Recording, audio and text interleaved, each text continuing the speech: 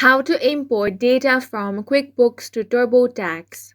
Hi guys, welcome to my channel. Let's begin. If you're using QuickBooks for your business finances, you can import your data directly into TurboTax to save time and reduce errors. The first thing you want to do is check the compatibility. Make sure that your TurboTax version supports QuickBooks import.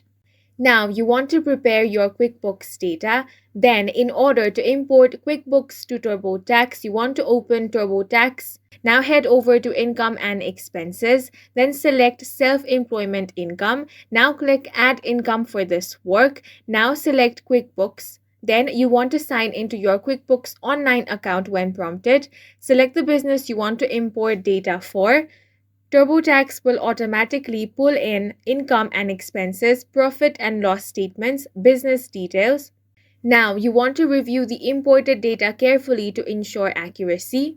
And that's it for this video. If you found it helpful, please make sure to hit the like button and subscribe for more videos like this.